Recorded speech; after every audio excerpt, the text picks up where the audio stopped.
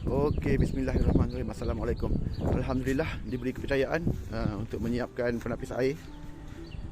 So penapis air ni dah siap lah. Yang ni makan masa 2-3 hari jugalah. So ini air daripada air boring lah. Sebelum tapisan keadaan air dia macam ni. So dapat bayangkan lah kalau dalam tangki ataupun dalam lantai rumah, dalam lantai bilik air merah dia macam mana kan, dengan berminyak. Sebelah dia alhamdulillah tangki air bersih.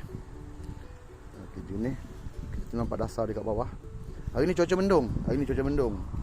So tak nampak sangat, tak apa. So 2 set tangki macam ni. Untuk yang macam ni tuan rumah ni request sekali dengan tapak. So kita siapkan tapak handsome. Ini hasil air lepas tapisan. Sebelum ni tuan rumah ada pakai 2 penapis air macam ni. Lepas ni saya tak pasti tuan rumah nak buat macam mana. Tapi yang kat sini kita nak tunjukkan air selepas guna tapisan kita lah. SSF, Slow Sand Filter. Okey. Bismillahirrahmanirrahim. Masya-Allah. Okey.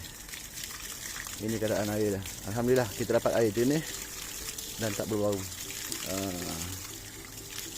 Semoga tuan rumah pun berpuas hatilah dengan hasil kerja kita, insya-Allah. Okay, baik.